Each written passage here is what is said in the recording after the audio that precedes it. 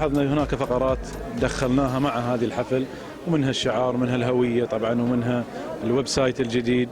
واعتقد هذا جزء من يعني الترويج والإثارة في هذه الحفلة في هذا العام. فنسأل الله إن شاء الله التوفيق، أن الموقع سيكون موقع حديث، والشعار أعتقد هوية جديدة للاتحاد. سنسعى إن شاء الله في الأشهر القادمة لترويج هذا الشعار بالشكل إيجابي. ونعتقد الفرصة الأهم هي البطولة، سنستغل وجود البطولة أيضا لإبراز هويتنا، هوية الاتحاد البحريني لكرة القدم إن شاء الله.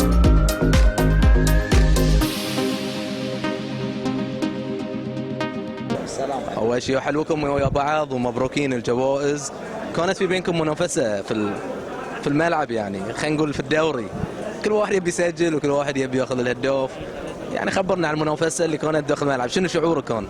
والله أول شيء الحمد لله رب العالمين، مبارك حق أخوي محمد. الحمد لله، يعني هذه مجهود، مو مجهود نحن بروحنا طبعا، مجهود إخواننا اللاعبين ويانا في الملعب. مثل ما قلت يعني منافسة وحق مشروع للكل. يعني يمكن محمد كان قدام في البداية، عقبيت أنا آخر يعني جولات الموسم، يعني مثل ما تقول خسرنا الدوري فركزت على شيء. فالحمد لله يعني في النهاية الحمد لله انه صارت بيني وبينه، لانه هو يستحقها بعد. محمد، المنافسة بينكم ذكرتني بلاي ستيشن لما الاثنين يلعبون كذي. ابى اعرف شعورك اخر مباراة لما يمكن خبروك ان انت ناقص جول. اسماعيل فرح، بس انت بعد فرحت اخر شيء ان تعادلت معه، شنو الشعور كان؟ والله شعور طبعا في المباراة انضغطت. انا كنت من بداية الموسم متصدر الهدافين، كان طموحي اني اخذ هدف الموسم، واعرف ان اسماعيل هو اقوى منافس، خاصة انه اخذ 3 مباريات سجل 8 جوال. دشيت المباراة مضغوط، دقيقة 68 تقريبا سجلت جول، ودقيقة 91 سجلت الثاني، تعادلت. هني ارتاحيت، يعني جاتني الصيحة وانا في الملعب. الحمد لله توفقت، الحمد لله فضل رب العالمين، دعاء الوالدين والجمهور والجهاز الفني والاداري، والحمد لله. واسماعيل اخوي يستاهل كل خير. والله هل اسماعيل انت في القسم الاول كل توقع محمد الرميحي راح يحسمها، بس صراحه ما شاء الله عليك القسم الثاني قدمت يعني اسماعيل الحقيقي، شو السبب؟ والله يمكن القسم الاول بشكل عام نادي المحرق ما كان يعني في وضعه الطبيعي، و3 مدربين يمكن من بدايه الموسم ليمكن نص القسم الاول 3 مدربين يونا، فشيء طبيعي انه بيكون الفريق بشكل عام دروب، وايضا انا بكون دروب ويا الفريق. القسم الثاني الحمد لله تعدل وضعنا، خصوصا المهاجم، يعني يحتاج ان الفريق يكون في وضعه الطبيعي، يكون صناع اللعب عنده موجودين عشان يقدر يتالق، وهاي اللي صار الحمد لله رب العالمين. زين، محمد الرميحي انه تجمع بين الهداف وافضل لاعب، شنو يعني له؟ هاي موسم استثنائي، خاصة ان اول بطولتين احصلهم في الممتاز ويا نادي الحد، على الصعيد الشخصي اول جوائز فردية. ان شاء الله تكون فتحة خير عليه ان شاء الله. زين احمد، انتم مع بعض، المدرب جديد والتجمع قريب للمنتخب، وان شاء الله نتمنى لكم التوفيق ونشوفكم على الاقل مهاجمين في المنتخب بدل المهاجم ان شاء الله. ان شاء الله باذن الله، الله يوفق يعني، وان شاء الله المدرب الجديد يتوفق ويانا ونقدر نساعده ويساعدنا ان شاء الله. ان شاء الله. شو تقول عن المنتخب؟ ان شاء الله ان شاء الله بتشوفوا المنتخب زين ان شاء الله باذن الله.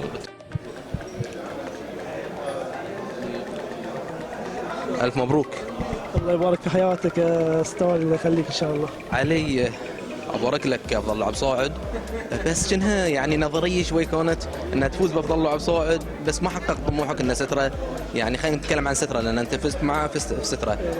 شنو شعورك اول شيء بافضل لاعب صاعد؟ اول شيء الحمد لله، هذا فضل رب العالمين، وبالعكس هي جائزه بتعطيني دافع الى تحقيق المزيد وتحقيق الافضل بعد، خصوصا الحين جتني مرحله جديده، التوقيع مع الاهلي، وهي مرحله جديده ومهمه جديده بتكون، وان شاء الله بقدم كل ما عندي حق اكون افضل وافضل بعد.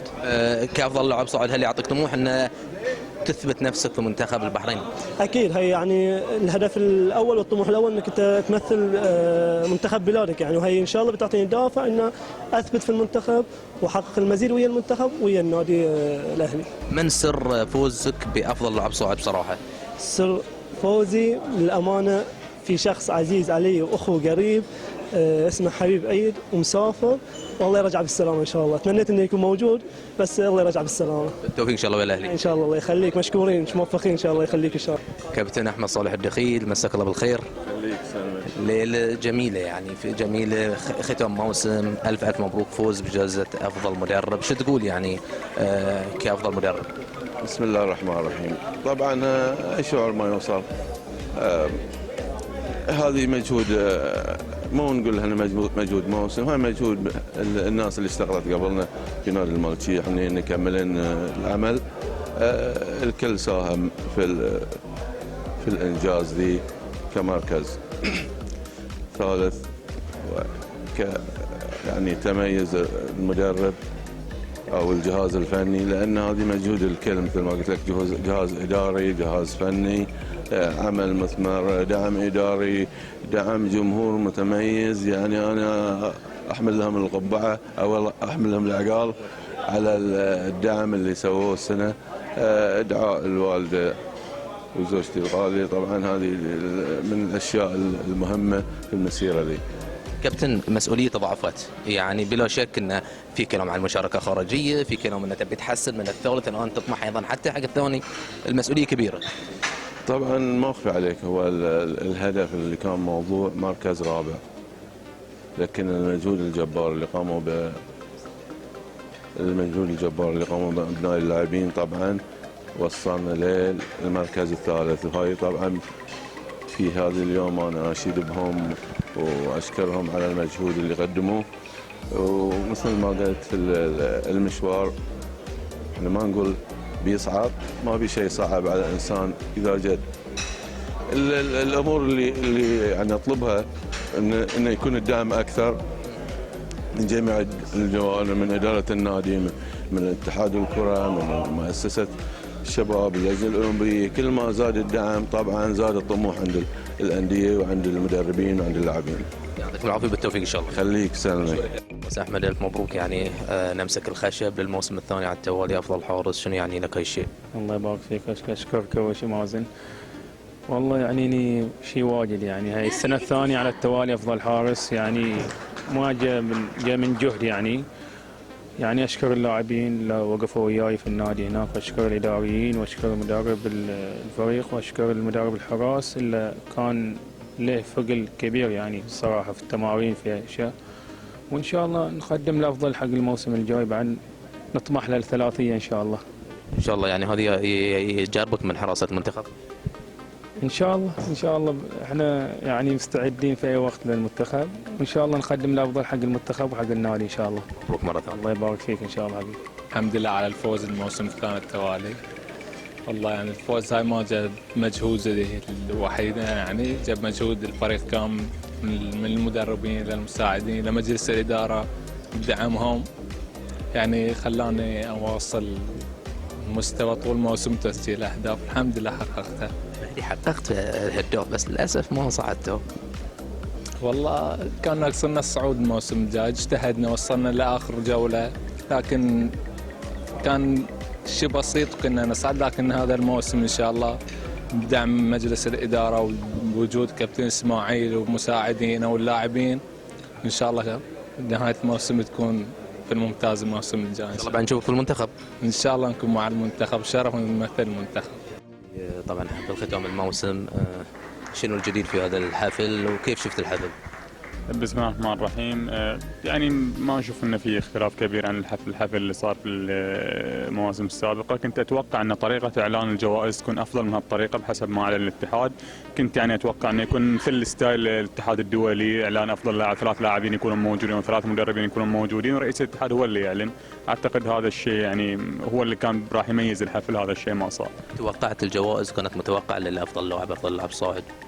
اعتقد ان هي متوقعه، يعني ما فيها يعني اختلاف كبير كلش. يمكن البعض يختلف على اسم واحد او شيء، بس انما بشكل عام الامور نفس ثانيه. يعطيك العافيه. الله يعافيك.